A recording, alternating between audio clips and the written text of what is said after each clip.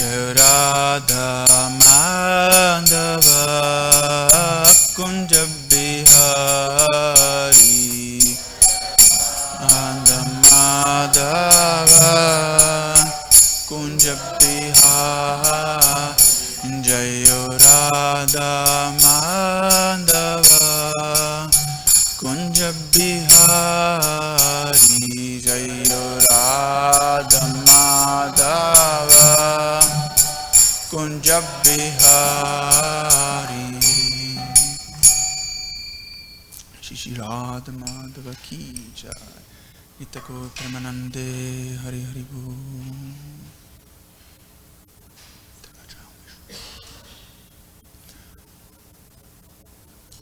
Om Namo Bhagavate Vasudevaya Om Namo Bhagavate Vasudevaya Om Namo Bhagavate Vasudevaya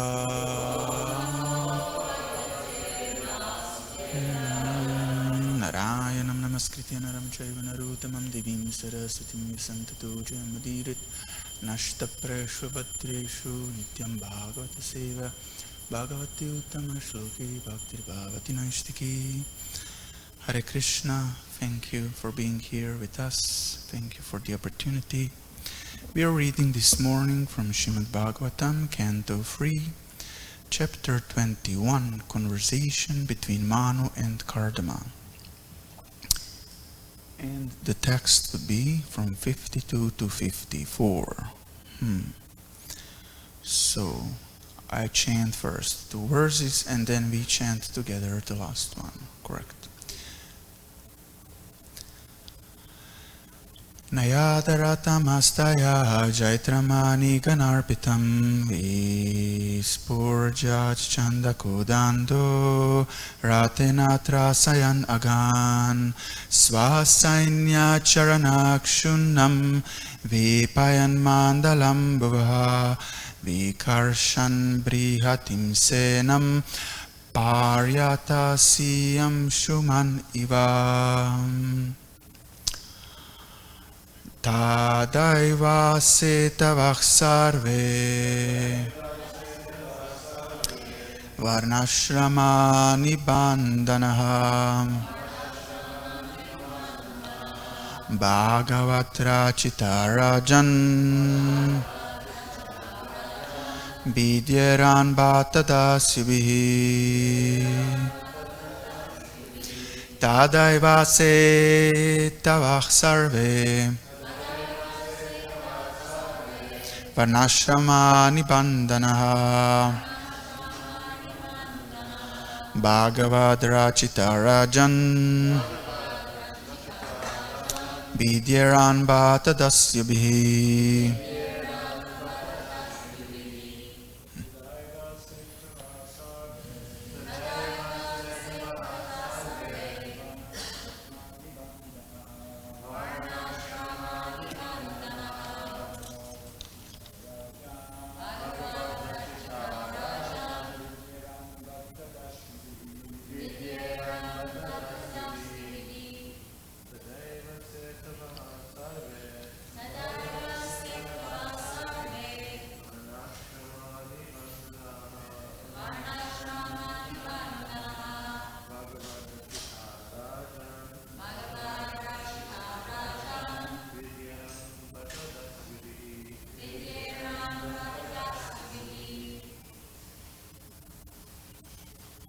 Okay, ladies.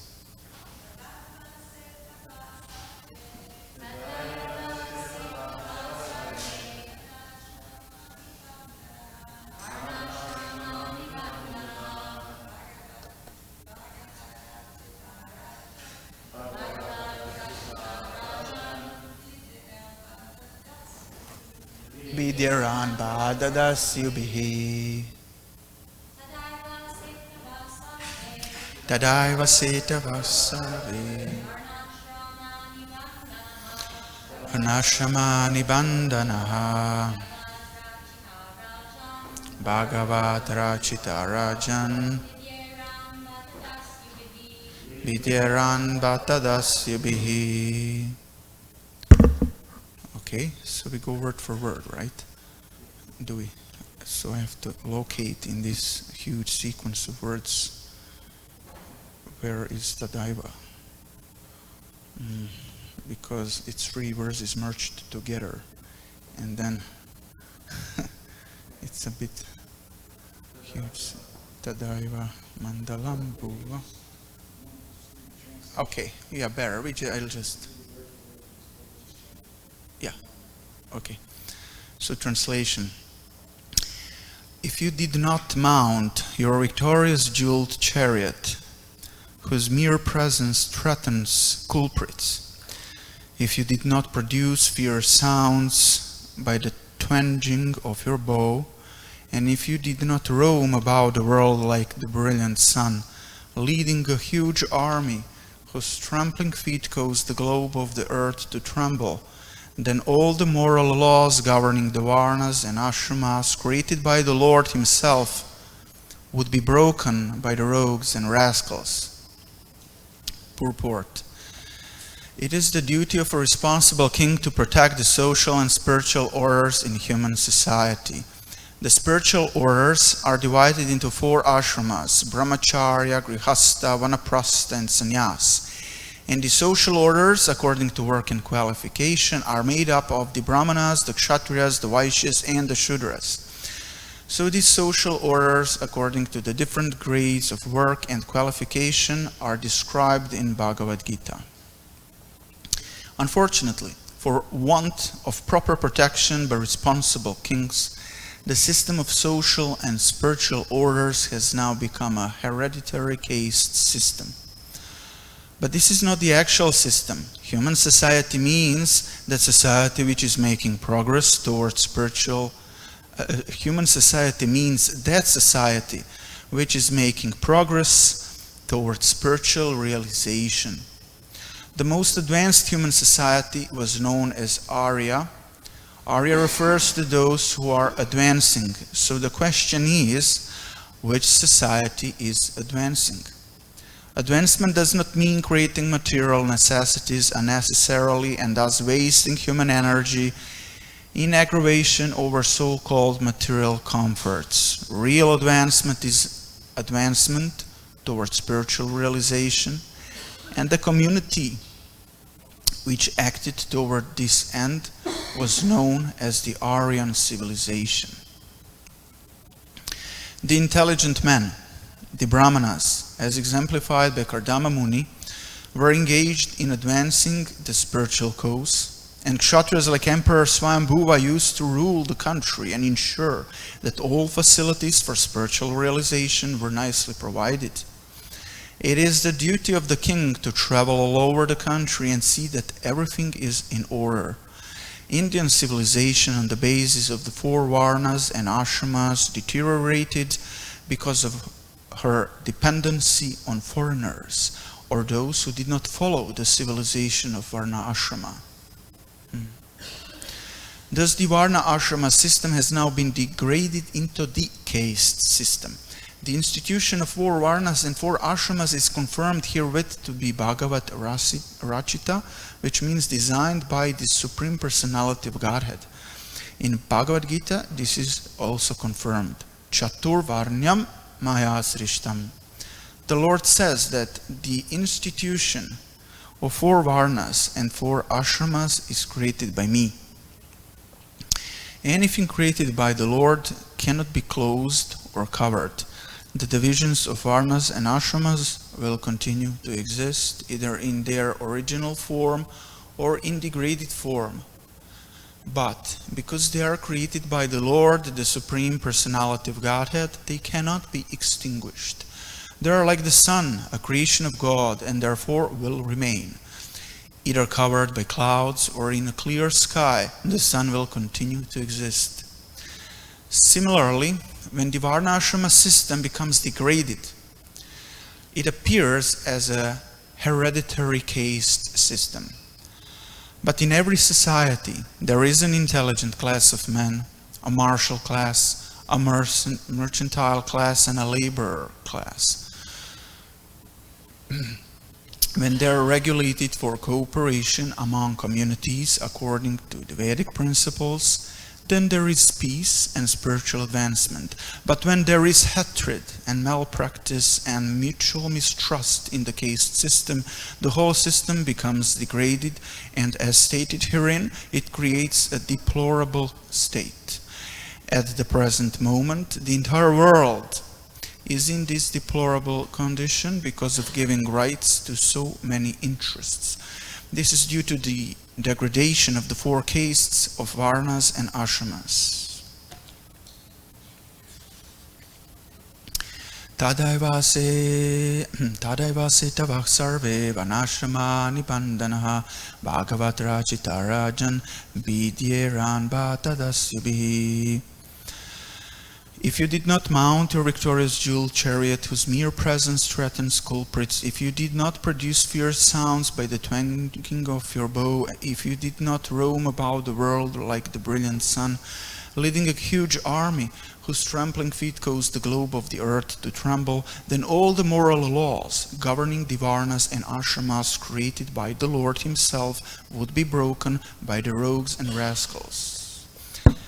Amagyanatimandasya kinanchana shalaka chakshurun militamina tasmai shinguravi namaha shri chaitanya manobishtam stapitamina bhutale swamrupa mahadamahyam dadati svapadantikam he Krishna karuna sindhutina bandhati gatpate gopesha gopika kantarata kantanamostute tapta kanchana gaurangi radhe vrindavaneshwari vrishabham sutadevi Prananami Hari Priye Vancha Kalpatarubhyascha Kripa Sindhubhya eva cha Patitanam Pavanebhyo Vaishnavebhyo Namo Namah. Jai Shri Krishna Chaitanya Prabhu Nityananda Shri Advaita Gadadhara Shivasati Gaura Bhakta Vrinda. Hare Krishna Krishna Krishna Hare Hare Hare Rama Rama Rama Hare Hare. Namo Vishnupadaya Krishna Prastabhutale Shrimate Prahlada Ananda Swaminiti Namine. Namo Vishnupadaya Krishna Prastabhutale Shrimate Bhaktivedanta Swaminiti Namine.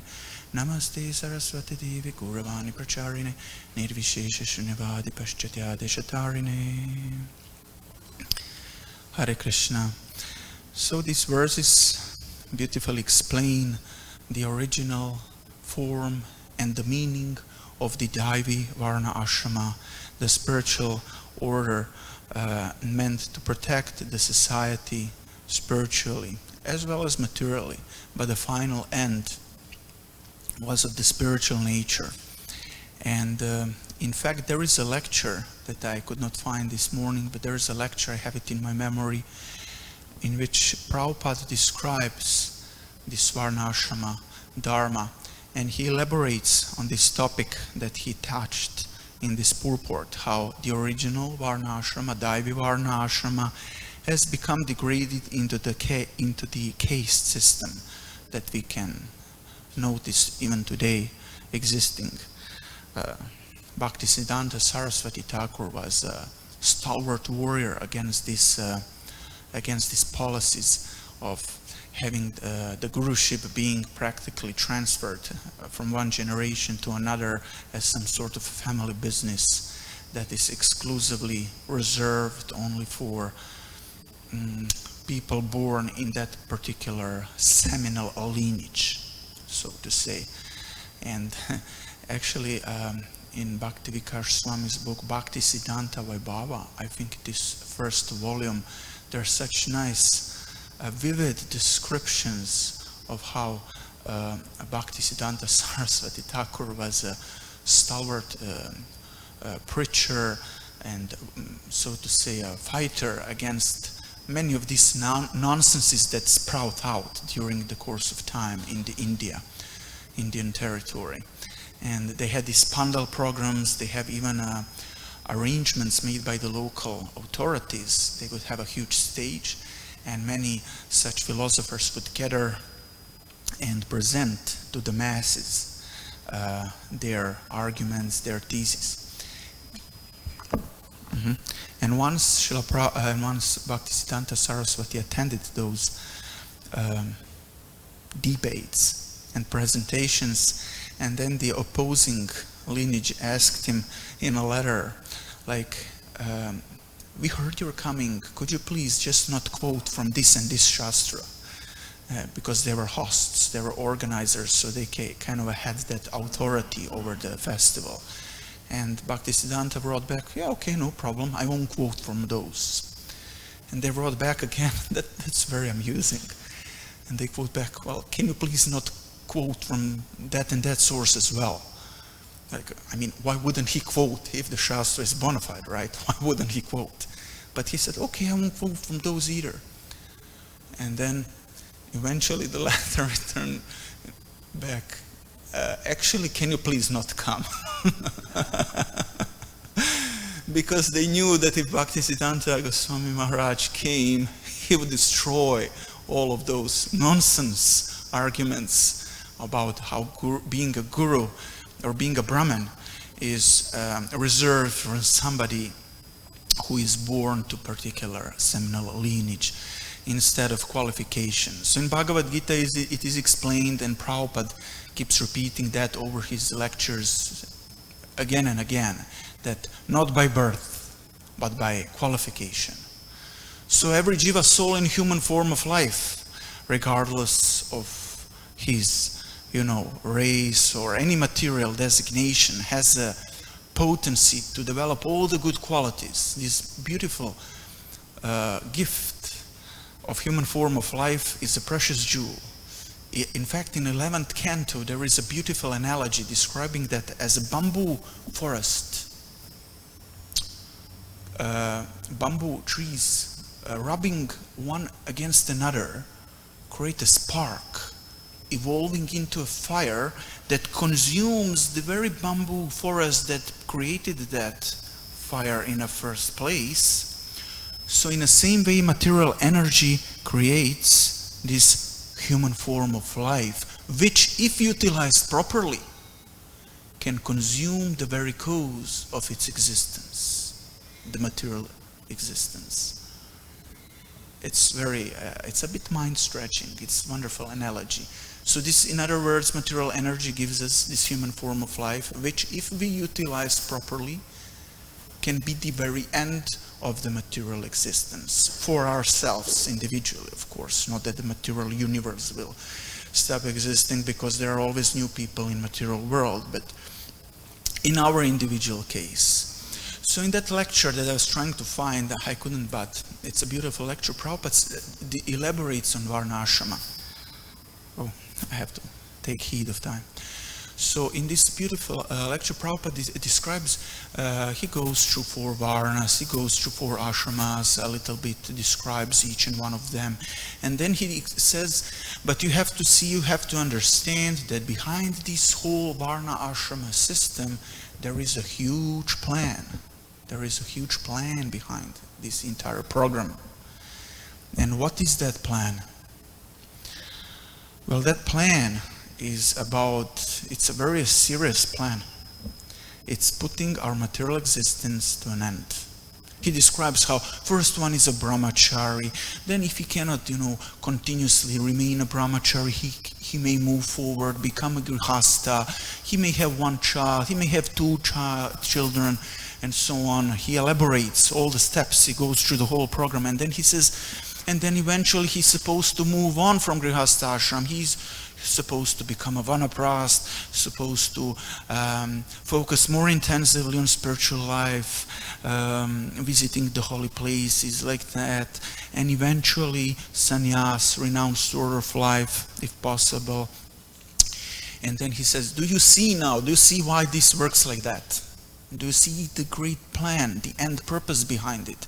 The purpose is to become detached, to dissolve one's material attachments. So taking to this Krishna conscious process, taking to this process of Krishna consciousness, it's a serious thing. It's a very serious thing.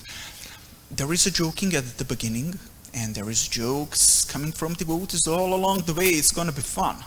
But the process itself, in its essence, is actually a grave, serene one. In what sense? Well, in a sense that this religious process is not like some other processes. We create some piety, We are well behaved, we are nice, we are polite, we create some piety, and then in the afterlife we enjoy ourselves. Up there or here or wherever. No, this is not the objective of this process. This process is not about creating some little punya and then enjoying ourselves like some very fancy guys who were pious in our previous lifetimes. That's not the process at all that Prabhupada envisioned for ourselves. This is about putting the material existence to an end. And it's a very serious journey, putting the material existence to the point of complete end. So how do we put an end to our material cycles, to our bondage in this material world of continuous repetitive taking birth and dying, repetitive birth and death in this material world? What is that is keeping us away from going all the way, keeping us away? Well, obviously, it is material desires. And we start to purify our material desires, and then at some point we start to make compromises. And then what do we compromise with? You see, receiving this process, this gift, Brahmanda Brahmite Kona Bhagyavan Jiva Guru Krishna Prasad Paya Bhakti Lata Bija. By some mercy, by some great fortune, we receive the ultimate boon that one can receive in this human form of life. It is the boon of Krishna consciousness, the most perfect process of spiritual realization. And to be able to try this process, to participate in it, is the greatest fortune. And to lose it, logically enough, is the greatest what? Yes, it is the greatest misfortune. So, I hate to quote this example, but it just occurred to me, it came to my mind. I remember when I was a teenager, something like 17 or 18 years old, I was at the summer camp in Croatia, and Sachinandamna Maharaj was giving a lecture. And there was like a pandal, you know, huge, packed up with devotees, couple of hundreds. I think, let's say approximately, roughly 300 devotees were in the tent. And Maharaj was giving a lecture, I remember vividly. And he said, "My dear devotees, he's a little bit different, you know. In 10 years from now, 90% of you will leave Krishna consciousness." You know, it's like, why would he say that? But 10 years passed, 20 years passed, and 90% of them left, indeed. So we ask ourselves, how do I stay in this 10%? I want to stay in this 10% league of Krishna's champions that pass the test of time. And what's the key of staying? What's the key of not being in this 90% who leave? And why do they leave in the first place? Why would they ever leave this wonderful process of Krishna consciousness? What do I have to do today to categorize, you know, to flip myself over in this 10% league? I want to pass the test of time. I don't want to have this great misfortune of losing this beautiful gem. Excuse my mispronunciation. It's obviously English is not my original language. So how do I protect it? Well, at some point, you know, at the beginning it's all very nice, sweet and pleasing, but at some point, you know, you start to realize that you're doing one thing to yourself. You're squeezing your material desires more and more. So either this Bhakti Lata Creeper is going to squeeze those desires out for good, or we are going to start making compromise with the further development of our Bhakti Lata Creeper. So in other words, something's got to give. We can hang on to our material desires for some time, but at some point we will be faced by the arrangement of Krishna, by the arrangement of the transcendental system. We will be kind of pushed into facing and deciding what are we going to do with our remaining body of material attachments that we have been cultivating for countless births, right? And how do we succeed in that? When you start to really give up on your old patterns of life, devotees sometimes start to feel that, let me be free to express myself in my own words, a burning sensation, a mild burning sensation. You know, like it goes for everything, even salt. I'll give my own example. I was a junkie for salt. I joined early. I never drank coffee. I never did this or that alcohol, but I was Maya always finds a way. So at some point I started to have headaches, and I realized that I have a high blood pressure, and it was because of salt alone. Then I went into another extreme. I decided I won't touch salt. And I remember, for the thing as simple as salt, for first few days, first few weeks, I was like, how will I live? How will I go on with my life? Where's the dear body of mine, the salt? I miss my old pal, the salt. But at some point, I started to relish the original tastes of the dishes. You start to appreciate, actually this broccoli is so nice. This kitchery without salt has its own charm, but you need to first learn how to appreciate it. But the point is, even for the thing as simple as salt, you can feel this burning sensation of lacking what you're addicted to, right? So imagine what people are all addicted to. They're addicted to, I could keep going on and on, the list is long. I don't have to count. Like, there's meat eating, there are different sorts of intoxication, there's a sexual energy that they can be addicted to, so many things. And then when you start to put your material existence to an end, you really feel that burning sensation of detachment. And it's like what Brikupati Prabhu was saying a few mornings ago. Like, we have to absorb first some particular amount of miseries. It's tappa divyam putra kayena, right? It's the divine austerities that we have to make our way to that higher taste. Sometimes we may have to put in the effort. Yeah. So it's our free will in the combination with Krishna's mercy. It's hard to explain, in Christian theology, many debates were about this, like the famous Martin Luther, that should not be confused with American activist and politician Martin Luther King, the original Martin Luther, he was born pretty much at the time when Lord Chaitanya was born, somewhere in the 16th century, and he lived in Germany, and he was practically like a Catholic priest. And then the Pope Leo was at the time a pope. He sent some monk, Johann Tetzel, to go out throughout Germany to make a fundraising. And he had a peculiar philosophy that whoever donates in his donation box, whether you donate a nickel or a dime for your mother, your father, your sister who passed away, they all go from purgatory directly to heaven because you gave a donation. So, people had enough brain substance to figure out by themselves that this is nonsense. You can't claim that somebody will go to heaven or be liberated just because you gave a donation for him or for yourself.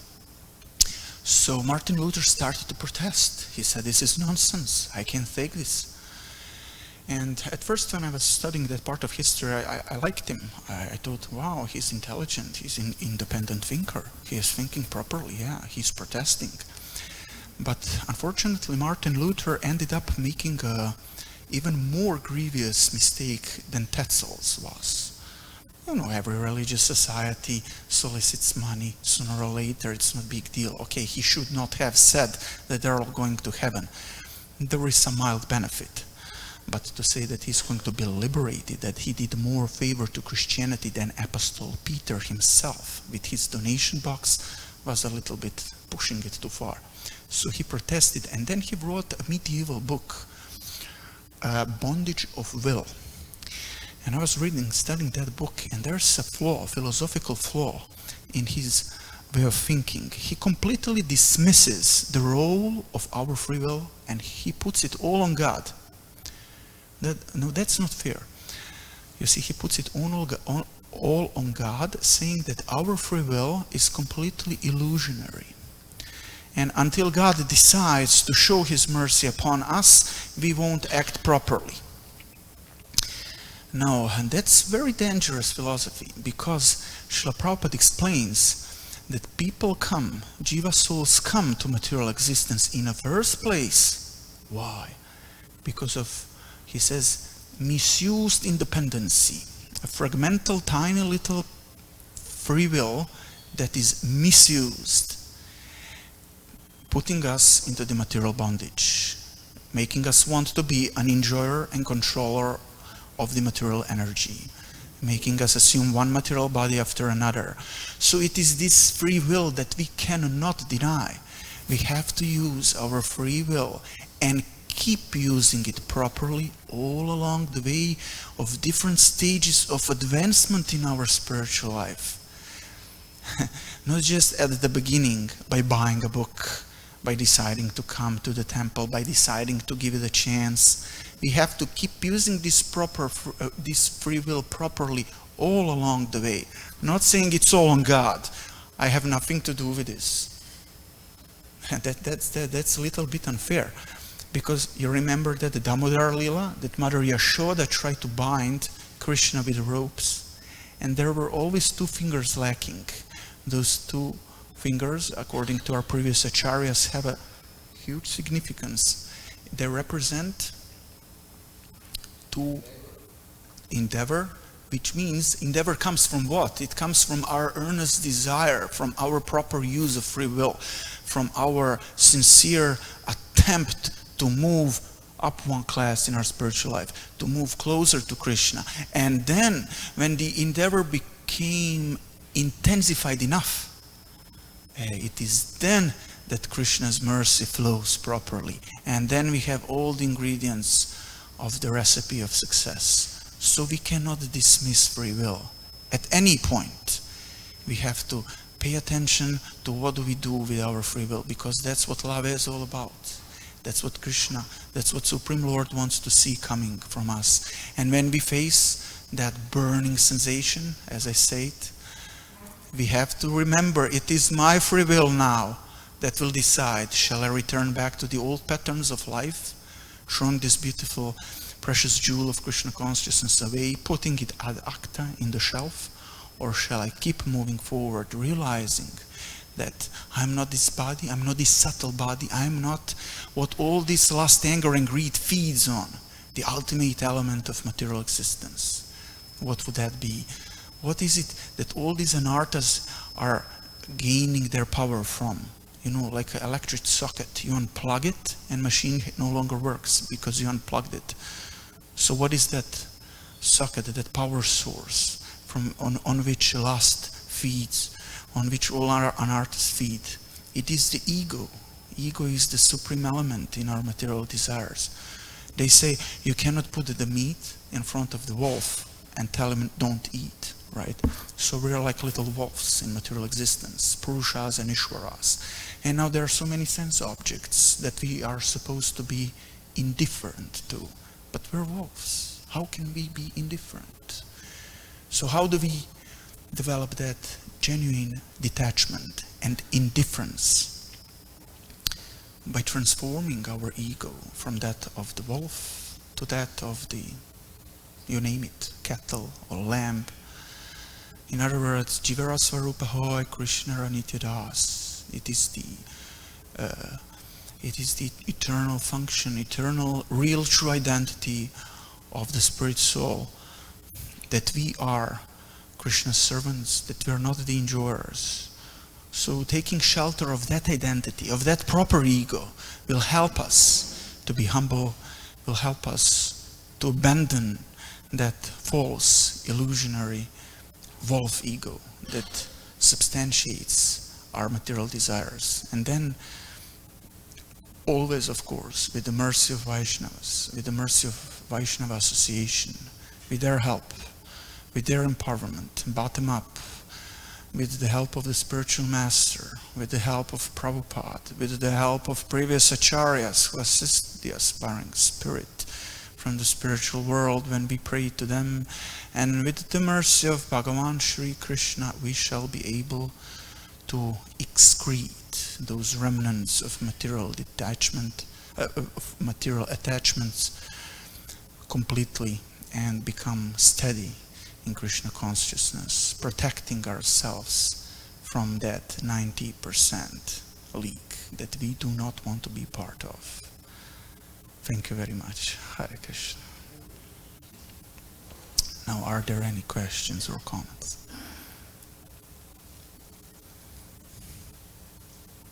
No? Okay. Huh? Yeah. Thank you very much. Grantaraj Srimad Bhagavatam ki jai, Srila Prabhupada ki jai, Nitagore Premanande, Hari Hari Prabhu.